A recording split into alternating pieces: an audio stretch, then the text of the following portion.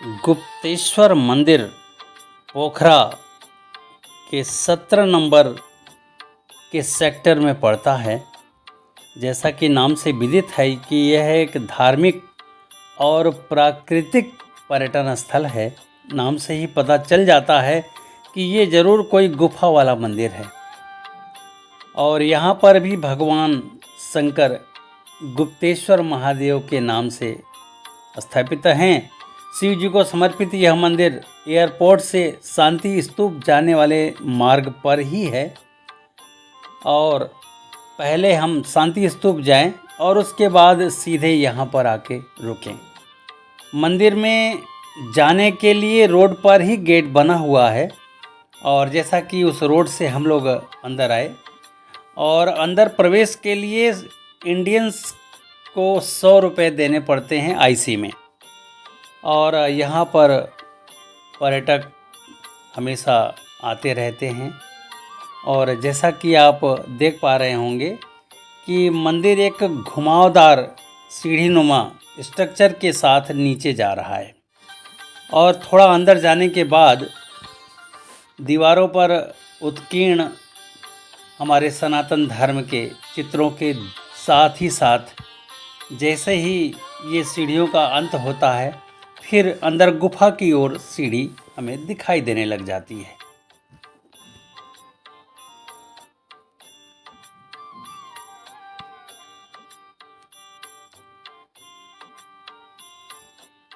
सीढ़ी के स्ट्रक्चर के पास ही कामधेनु गाय का एक बोर्ड लगा है, जिसे हम अंदर भगवान गुप्तेश्वर के दर्शन के बाद कामधेनु का भी दर्शन हम आपको कराएंगे। तो आइए सीढ़ियों के माध्यम से धीरे धीरे हम नीचे की तरफ उतरते हैं। और नीचे उतरने के बाद ये देखिए, ओम नमः शिवाय, भगवान शिव का अति प्राचीन शिवलिंग, जिसको किसी ने नहीं बनाया, प्रकृति ने बना के हमें दिया है। तो ये शिवलिंग वाकई में दर्शकों के मन को मोह लेता है। गुप्तेश्वर महादेव मंदिर वाकई में एक ऐसी गुफा है जो देखने लायक है। और इस गुफा के अंदर प्राकृतिक शिवलिंग और उसका पूजा अर्चना करना मायने रखता है। ओम नमः शिवाय। अभी आपने भगवान शिव के गुप्तेश्वर स्वरूप का दर्शन किया। और दर्शन के बाद गुफा वहीं समाप्त नहीं हुआ। उनके ठीक पीछे से स्टेयर नीचे की तरफ आ रही है। अभी गुप्त गंगा का दर्शन शेष है। धीरे धीरे करीब 50-60 सीढ़ी नीचे उतरने के बाद फिर हम आगे बढ़ते गए और ऊपर चारों तरफ गुफा का दर्शन करते गए। और माँ प्रकृति अर्थात पार्वती जी ने इस गुफा का जो निर्माण हम सभी के लिए किया है, उसका दर्शन मात्र ही हमें भगवान शंकर के होने का एहसास कराने लगता है। ये सामने देखें, गुप्त गंगा जो झर करके गिर रही हैं और एक झरोखे में माँ गंगा दिखाई दे रही हैं।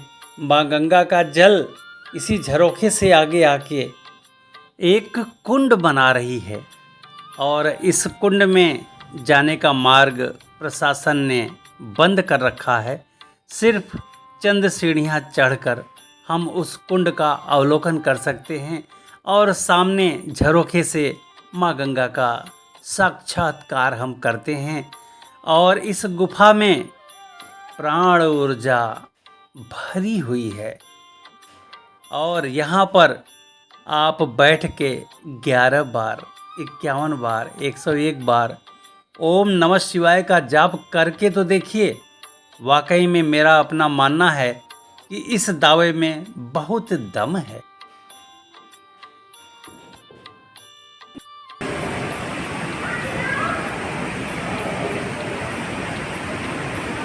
ओम नमः शिवाय, ओम नमः शिवाय, ओम नमः शिवाय, ओम नमः शिवाय, ओम नमः शिवाय। जय शिव शंभु, जय शिव शंभु, जय शिव शंभु, जय श्री शंभु। ओम नमः पार्वते नमः।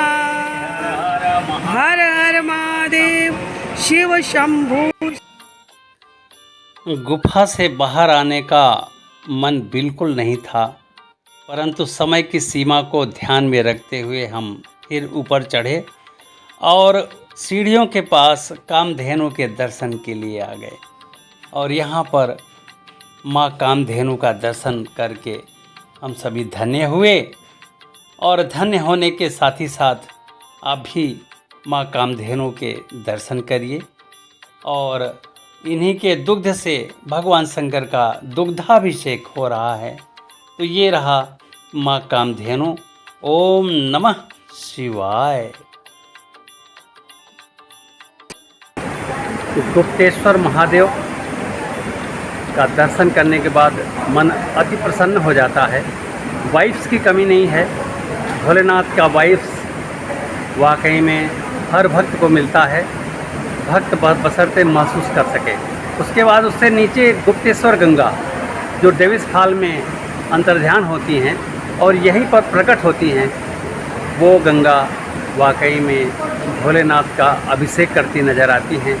तो ये है गुप्तेश्वर महादेव और गुप्त गंगा की कहानी।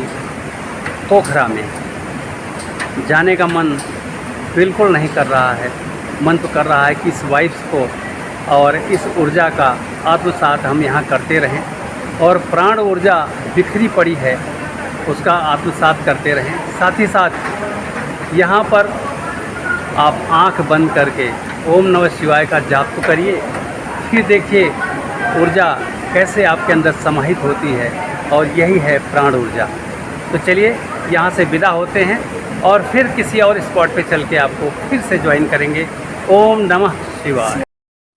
गुप्तेश्वर महादेव में जिस गुप्त गंगा का दर्शन हम सभी ने अभी किया है, वह गुप्तेश्वर महादेव के सामने एक पहाड़ी है। उस पहाड़ी पर एक फॉल के रूप में, वाटरफॉल के रूप में यही गुप्त गंगा हम सभी को दिखाई देती हैं। तो आइए आपको डेविस फॉल लिए चलते हैं। गुप्तेश्वर महादेव में जो गुप्त गंगा हैं वो पाताल गंगा के रूप में डेविस फॉल में दिखाई देती हैं और वहाँ से अंतर्ध्यान होके वो गुप्तेश्वर गंगा में फिर दिखाई देती हैं और वहाँ से अंतर्ध्यान हो जाती हैं। तो आइए डेविस फॉल आपको दिखाते हैं, जिसका एक नाम पाताल गंगा भी है। ये पोखरा 17 नंबर, अलग अलग सेक्टर बटा हुआ है। तो पोखरा 17 में ये पड़ता है और इसकी एंट्री फीस 80 रुपये नेपाली। तो आइए डेविस फॉल देखते हैं। गुप्तेश्वर गंगा, जिनका यहाँ पर नाम पाताल गंगा भी है, आइए इस डेविस फॉल और पाताल गंगा का एक समन्वय है। ये दोनों नाम एक क्यों है, इसके बारे में यहाँ अंदर चल के आपको बताते हैं। यह एक ऐसी जगह है जहाँ पर पाताल गंगा वाटरफॉल के रूप में पहाड़ से प्रकट होती हैं और फिर इसी जगह पर पाताल में अंदर जाके समाहित हो जाती हैं और अंतर्ध्यान हो जाती हैं। परंतु बहुत समय पहले की बात है, विलियम डेविस नाम के एक पर्यटक यहाँ आए थे और उस समय ये लंबी लंबी ये जो बाउंड्री बनी है ये नहीं बनी थी और इसको देखने के चक्कर में वो इसी पाताल कुंड में गिर गए और वो मिल नहीं पाए और न मिलने के कारण इस दूध गंगा, गुप्तेश्वर गंगा का नाम डेविस फॉल पड़ गया। तो वो एक तरह से विलियम डेविस के अंदर चले जाने के बाद उनके शव का न मिलना और उन्हीं के नाम पर इसको डेविस फॉल कह देना एक अतिशयोक्ति भी है और एक उनको एक समर्पित श्रद्धांजलि भी है। तो ये है पाताल गंगा। वाकई में पुराने चट्टानों के बीच से, पाताल से ये गंगा निकल रही हैं और पर्यटक यहाँ जी भर के निहारते हैं उनको, और निहारने के बाद जी भर के पाताल गंगा को नमन भी करते हैं।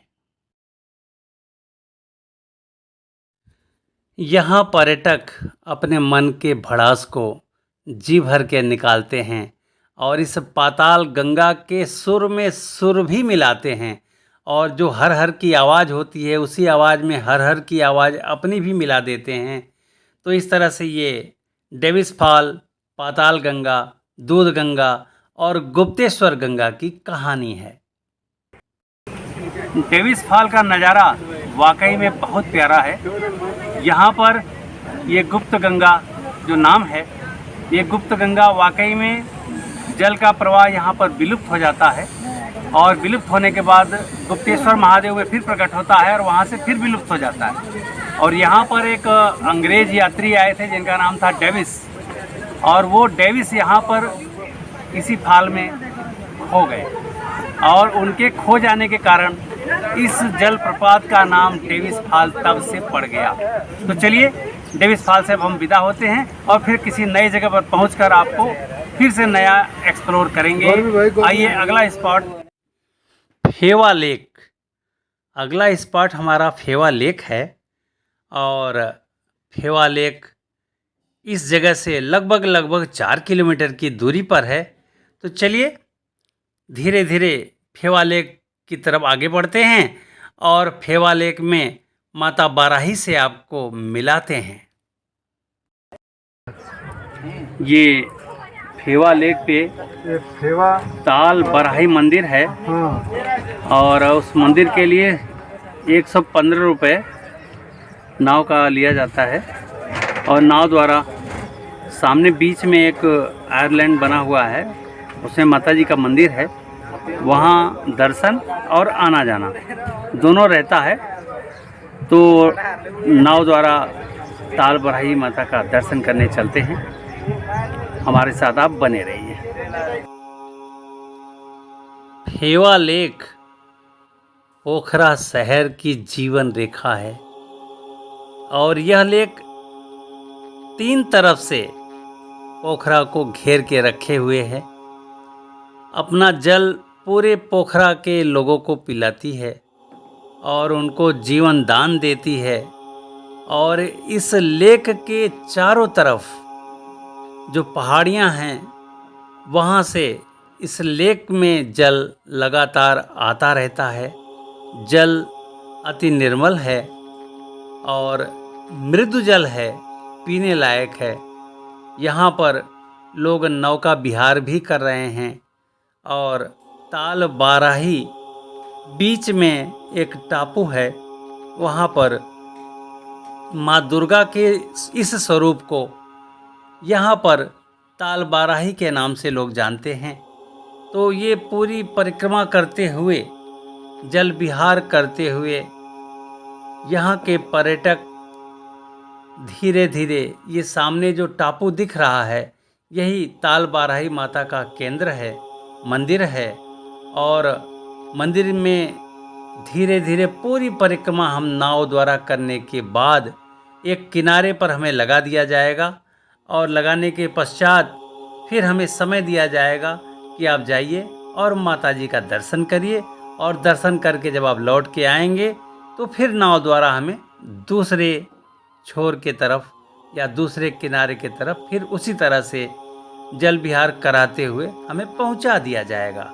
एक बात मैं और बताना चाहूँगा कि ताल बाराही माँ को सायंकाल संध्या आरती इसी जगह से, जहाँ से नाव मिलता है, उसी जगह से 6:30 बजे से लेके और 7 बजे के बीच में उनकी आरती होती है। यदि आप संध्या काल में यहाँ पर रहें तो आपके पास समय हो तो आरती का दृश्य ज़रूर देखिएगा। ये आरती बहुत सुंदर आरती होती है, तो इस आरती को भी देखना अपने आप में एक चमत्कार ही है माँ का। तो चलिए जल विहार करते हुए हम माँ ताल बराही से आपको मिलाने का प्रयास करते हैं और मंदिर उनका दिखाते हैं, और वह मंदिर कैसे बना, कब बना, क्यों बना, इसके बारे में भी हम वहाँ चिंतन करेंगे।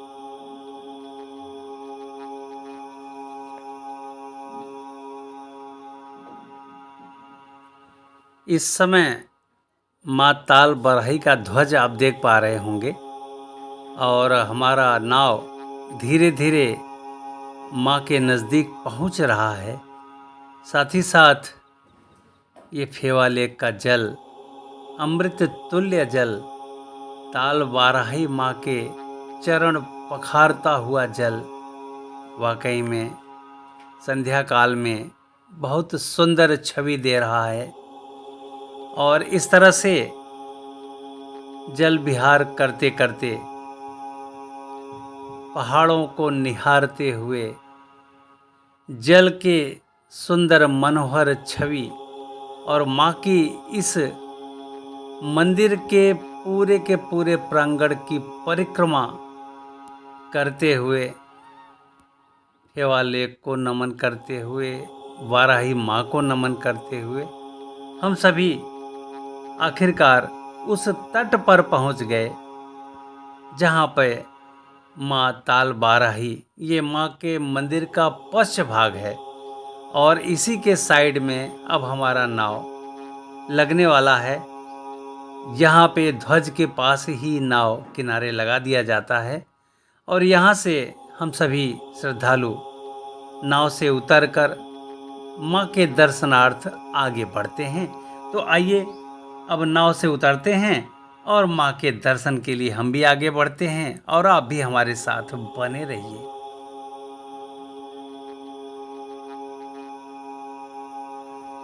माँ का धाम वाकई में रिलीजियस वाइब्स से भरपूर है, और सामने माँ के मंदिर का दृश्य अब आप देख पा रहे होंगे। ये सामने इस पेड़ पर लोग अपने मन्नत मांगते हुए ये धागा बांध देते हैं, और साथ ही साथ ये दीप प्रज्वलन स्थल, और साथ में ये माँ ताल बराही का मंदिर जो अति प्राचीन है। तो आइए माँ ताल बराही से मिलिए और हम भी माँ से मिलते हैं।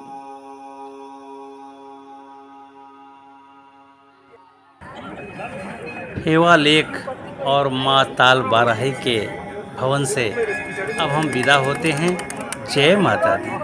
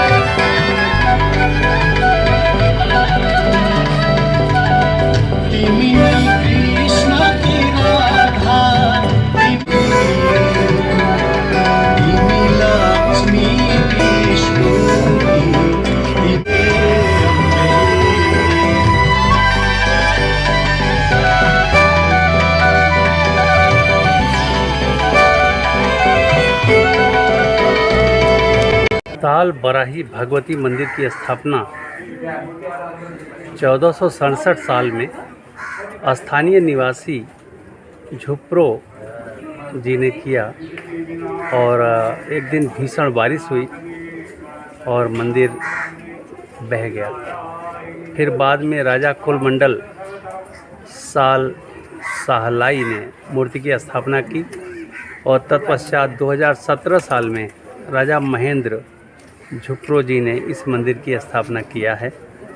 तो इस तरह से ये मंदिर यहाँ पर अति प्राचीन मंदिरों में है जो 1467 ईस्वी में ये मंदिर बनाया गया। तो आप सभी देख पाएंगे अभी कि ये मंदिर वाकई में हमारे सनातन धर्म और धर्मावलंबियों के लिए एक सुंदर संस्थान है जो हेवा लेक के बीचों बीच स्थापित है। तो ये मंदिर वाकई में बहुत सुंदर मंदिर है। मंदिर में वाइब्स आपको लगातार देखने को मिलेंगी और प्राण ऊर्जा बिखरी पड़ी है। ज़रूर इसका आनंद लें। माँ के दरबार में एक किनारे आंख मूंद कर ज़रूर कुछ देर बैठें, फिर आपको फीलिंग ज़रूर होगा। जय माता दी।